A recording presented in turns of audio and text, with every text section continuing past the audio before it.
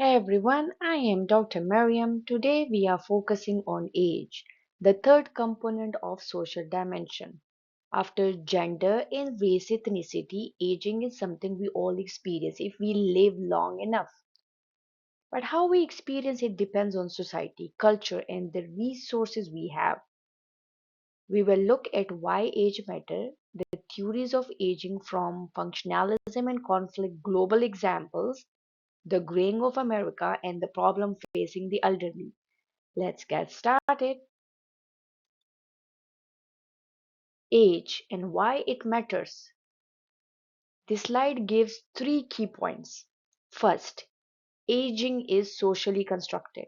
That means there is nothing about being a certain age that automatically make you old or useless. It depends on your culture beliefs. Second, attitudes towards the elderly vary widely, from honor and respect to neglect and even killing. Third, industrialization dramatically increased life expectancy. In pre-industrial times, few people lived past 50. Now, in industrial nations, living into your 80s is common. This has created entirely a new social issues. Functionalism.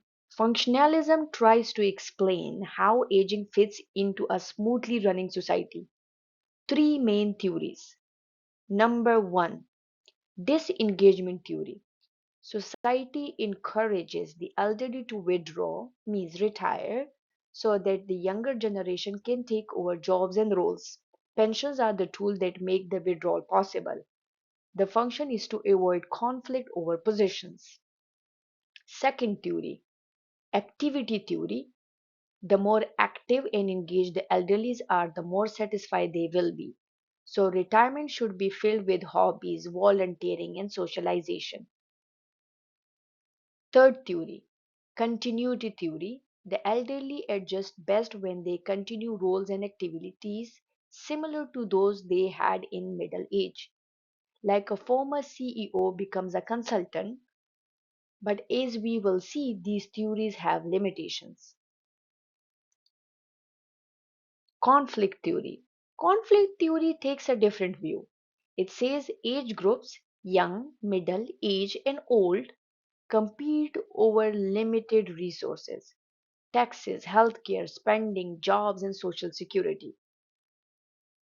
The dominant ideology that justifies this competition is ageism, prejudice, and discrimination against the elderly. Ageist stereotypes include old people are senile, they are burden on the society, they should get out of the way. These beliefs make it easier to limit resources for the elderly. From this perspective, aging is not a smooth function, it's a battlefield. Here are two extreme examples that prove aging is socially constructed. The Tiwi of Australia, when a fragile elderly woman became too weak to contribute, they would cover her up, bury her alive. That's devaluation taken to the extreme. On the other hand, the Abkhasians of Georgia, the country north the US state, deeply respect their elderly. They integrate them into community life and many work into their hundreds. Their diet, lifelong physical activity, and strong community ties contribute to extraordinary longevity. The conclusion: nothing in the biology of aging demands a particular attitude. Culture decides whether the elderly are honored or discarded. Let's look at the numbers. In 1900, average US life expectancy was about 47 years. Today, it's about 79, a gain of over 30 years. The percentage of Americans 65 and older has quadrupled from 4% to 17%. By 2060, it is projected to be 22%. Globally, industrialized nations have the highest percentage of elderly. Japan leads at 29%, that almost 1 in 3 people. There are also major race ethnicity differences. White have the highest median age, 43.5, while person of two or more races are youngest, median age 20.4.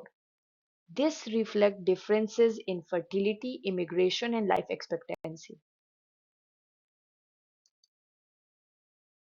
Symbolic interactionists ask, how do people come to label themselves as old? They identify four factors: biology, wrinkles, X, loss of stamina. When you can't do what you used to, you may feel old. Second, personal history or maybe biography. An accident that limits mobility or becoming a grandparent at the age of 35 can make you feel old earlier. Third, gender age. Gray hair on a man is often called distinguished, but on a woman it's old. Women face a stricter timetable. Fourth, cultural timetables. Retirement age 65, birthday milestone, eligibility for senior discount, these signals that you are now old. Functionalist theories of aging and then the critiques. This slide summarizes all the critiques.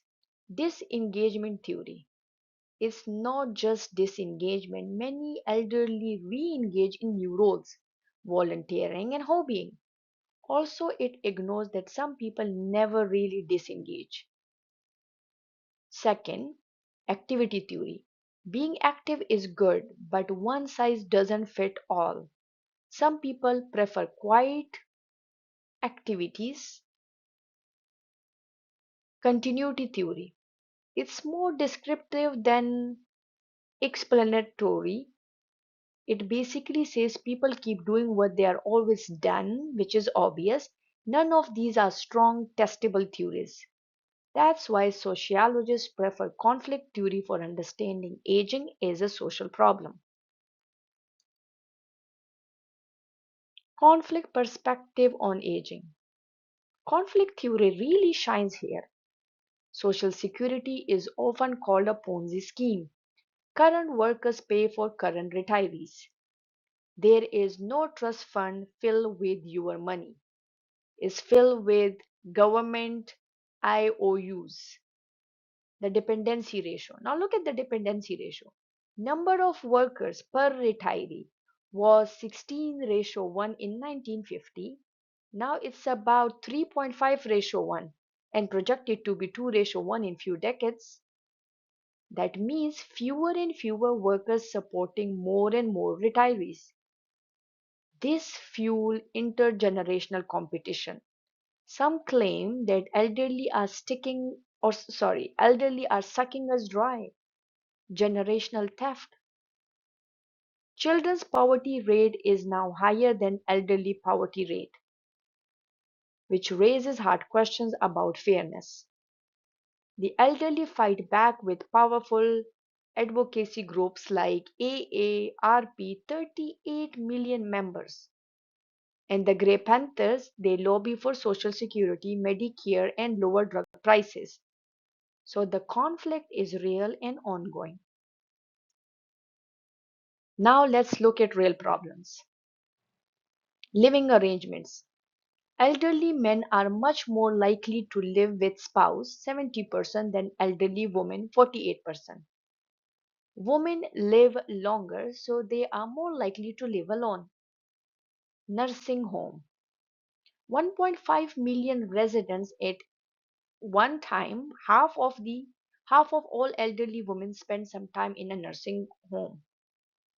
Understaffing, neglect, and abuse are common. During COVID, 21% of all US COVID deaths occur in nursing home, a shocking statistic. Elder abuse. Most abuse is committed by family members, not strangers. It's often due to caregiver stress, not because people are mean. Elderly poor. Overall poverty among elderly is 9%, but is much higher for minorities. Black 18%, Latino 17%, and women 10% versus 7% for men. These inequalities from earlier in life carry into old age. Death and dying. Before industrialization, death happened at home surrounded by family. Industrialization moved death to hospitals more isolated, institutional, and sterile.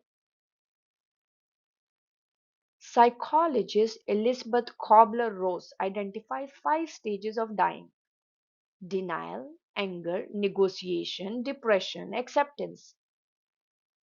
These are not universal or rigid, but they are helpful framework. Hospice care emerged as a better alternative, focusing on comfort, dignity, and family support, often at home. Suicide and age. The elderly suicide rate is twice that of young people. Elderly men are especially at risk. They use firearms most often. Loneliness, illness, and loss of interdependence or independence are contributing factors. The future of aging holds both promise and challenges. 1. Creative aging. Creative aging is a moment that views old age as a time for growth, learning, and creativity. Taking college courses, traveling, writing memoirs, even rock climbing. This challenges the stereotype of the frail, disengaged elder. On the technology front, genetic engineering, nanorobots, and replacement organs could dramatically extend human lifespan, possibly to 200 years or more. But here is the sociological question. How do we ensure quality of life, not just quantity? Living longer is worthless if you are sick, isolated, or poor. We need to think about social structures, not just biology. Let's bring it all together. Conflict theory offers the most powerful explanation. Age groups compete over resources, and ageism is the ideology that justify inequality. Functionalism gives us disengagement, activity, and continuity theories, but they are more descriptive than explanatory, and each has major critiques. Aging is socially constructed, not just biology. The graying of the globe is creating intergenerational conflict over social security, healthcare, and jobs. Recurring problems: nursing home abuse, elderly poverty, especially among women and minorities, and unequal living arrangements are structural issues, not individual failings. The future. Creative aging offers hope, but technological longevity raises new questions about resources allocation and quality of life. Here are review questions to test yourself. Name the three functionalist theory of aging and one critique of each. What is ageism? Give an example. Why is social security considered a source of intergenerational conflict? What are two factors that help explain when people label themselves as old? How has the industrialization affect both life expectancy and attitudes towards the elderly? What is creative aging? How does it challenge stereotypes? Why is the suicide rates higher among elderly men than elderly women? Pause the video, write out your answers, then check against the slides. Active recall is the best way to study. Thanks for watching. Aging will affect all of us, either personally or through our loved ones. Understanding the social dimension help us see that many problems of aging are not inevitable. They are created by social structures and can be changed. I am Dr. Maryam. If you have any question, drop them in the comments. See you in the next section.